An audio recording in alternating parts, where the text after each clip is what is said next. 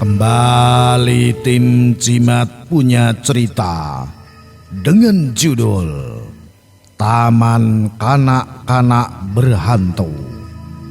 Cerita ini dikirimkan oleh Saiful Arifin dari Probolinggo.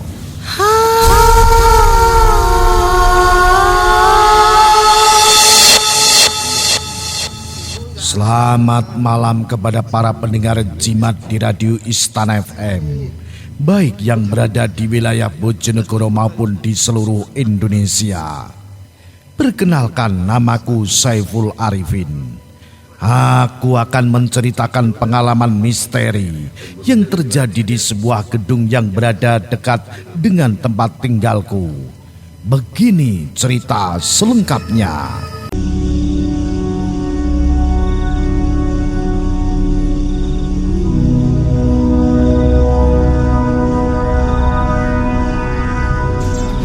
Perumahan di mana aku tinggal memiliki gang yang dinamai berdasarkan pulau-pulau yang ada di Indonesia. Ada salah satu gang yang disebut Gang Sulawesi. Berdasarkan informasi dari masyarakat sekitar, Gang Sulawesi ini terkenal angker dan menyimpan berbagai cerita mistik. Banyak yang mempercayai gangguan makhluk halus yang sering terjadi berasal dari komplek pemakaman yang berada di samping Gang Sulawesi. Seperti pada umumnya, kompleks pemakaman ini memiliki sebuah pohon beringin yang menjulang tinggi di tengah-tengahnya. Bila malam tiba, suasana di sekitar situ cukup meremangkan bulu roma. Pada waktu itu di ujung gang terdapat sebuah bangunan yang lumayan besar dan masih setengah jadi. Tepat tahun 2004 bangunan itu dikebut pekerjaannya dan difungsikan sebagai toko swalayan. Baru 1 bulan beroperasi, terjadi keanehan dalam toko swalayan itu. Pemilik mengaku banyak barang-barang yang raib. Masyarakat mengira hilangnya barang-barang itu disebabkan karena dicuri maling yang membobol pintu toko. Hal ini membuat sang pemilik toko swalayan memberi pengamanan yang berlipat, termasuk memasang CCTV di sudut-sudut ruangan. Walaupun sistem keamanan sudah diperketat, namun khusus hilangnya barang-barang di toko swalayan masih terus terjadi. Tentunya ini semakin merugikan si pemilik toko. Anehnya, saat rekaman CCTV diperiksa tidak ada keganjilan di dalamnya dan semua tampak baik-baik saja. Dan sampai suatu ketika, anak laki-laki gendut berusia 6 tahun bernama Albi yang sering dipanggil Gembul datang bersama kakaknya untuk berbelanja. Seperti bocah pada umumnya, begitu masuk swalayan, Gembul langsung menuju rak yang menyimpan snack dan makanan ringan. Gembul sangat suka makan coklat dan berniat untuk mengambil beberapa snack coklat yang ada di rak.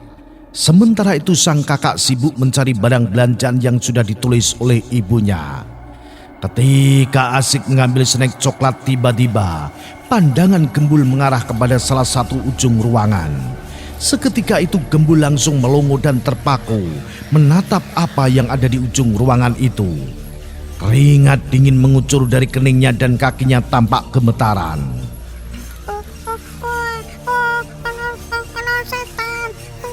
Setan.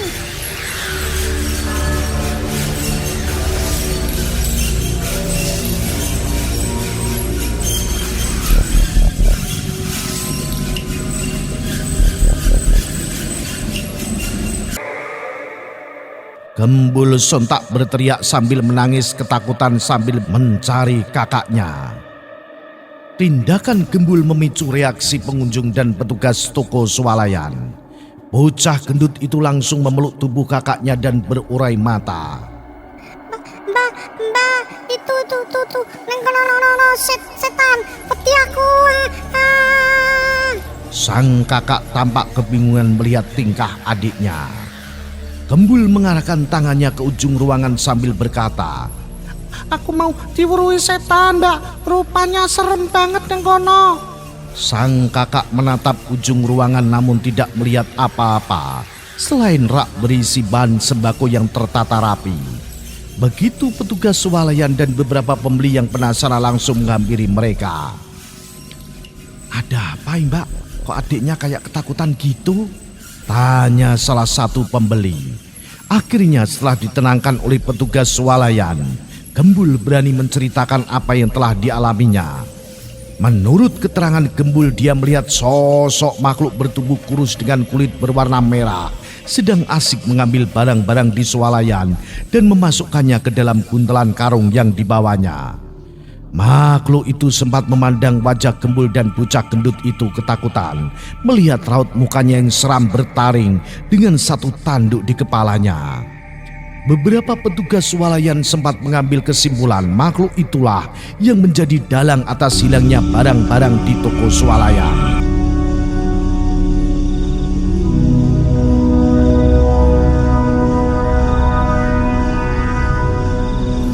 Tidak beberapa lama setelah kejadian itu, sang pemilik swalayan berinisiatif untuk memindahkan tokonya ke sebelah area kolam renang yang ada di perumahanku. Walaupun demikian, bangunan di ujung gang Sulawesi itu tidak lama kosong dan beralih fungsi menjadi taman kanak-kanak. Kebetulan ibuku bekerja sebagai salah satu pengajar di sana. Setelah menjadi TK, bukan berarti kengerian di gedung itu hilang. Banyak murid TK yang mengeluh ke ibuku. Salah satu murid laki-laki pernah bercerita saat dia datang paling awal dan kebelet pipis ke kamar mandi. Dia sempat melihat sosok perempuan bergaun putih lusuh, berambut panjang gimbal, dengan mata merah menyeramkan dan kuku panjang tampak berdiri di dalam kamar mandi.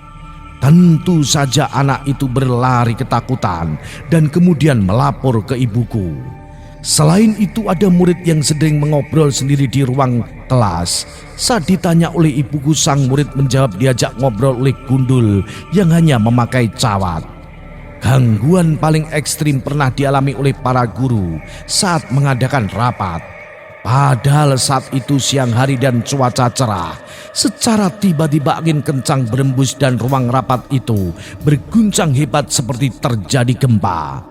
Seketika ruangan porak-poranda, kertas melayang tertiup angin. Beberapa perlengkapan kantor seperti lemari dan rak buku sempat ambruk karena guncangan gempa. Setelah kejadian itu para guru sering mengevakuasi murid TK dan ibuku segera menelpon bapak. Katanya ada gempa. Hah? Gempa apa toh? Lawang neng kene gak ono gempa kok. Jawab bapak keheranan. Bahkan para guru yang sudah ke kelas sempat menanyai murid dan mereka menjelaskan bahwa di kelas tidak terjadi gempa atau angin kencang. Sungguh aneh. Kejadian itu hanya dialami oleh ibuku dan para guru yang berada di ruang rapat saja.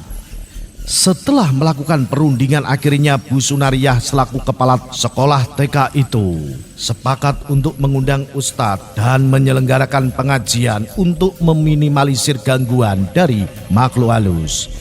Tepat pada malam Jumat Legi, Pak Ustadz, Pak Guru dan masyarakat sekitar berkumpul untuk membaca ayat-ayat suci Al-Quran dan melantunkan sholawat. Tepat pada pukul 11 malam Pak Ustadz dibantu oleh para santri menelusuri bangunan itu. Mereka mengadakan ritual pembersihan makhluk halus yang sering mengganggu murid maupun guru TK. Setelah proses pembersihan selesai, Ibu Sunariah bertanya kepada Pak Ustadz, apakah makhluk halus itu sering mengganggu sudah bisa diatasi. Alhamdulillah Bu, atas izin Allah kami berhasil mengatasi gangguan makhluk gaib di gedung ini. Semua sudah kami masukkan ke sini, jawab Pak Ustadz sambil menunjukkan sebuah botol kecil dengan gumpalan asap di dalamnya. Ibuku bertanya, makhluk apa sajakah yang berada di gedung itu? Ada banyak Bu, kami sempat bertemu sosok kuntilanak, genderuwo, pocong, bahkan hantu anak kecil. Mereka berasal dari belakang pemakaman yang ada di samping gang itu. Namun ada satu sosok kakek tua yang tidak kami pindahkan karena beliau jin baik yang menunggu tempat ini sejak lama Bu. Setelah didoakan dan dilakukan ritual pembersihan di gedung itu, kami bersyukur para murid TK dan guru sudah jarang mengalami gangguan yang bersifat gaib. Percaya tidak percaya, mereka ada di sekitar Anda. saya bersama tim Cimat. Salam Cimatres, salam misteri. Sini ada Au. sungai.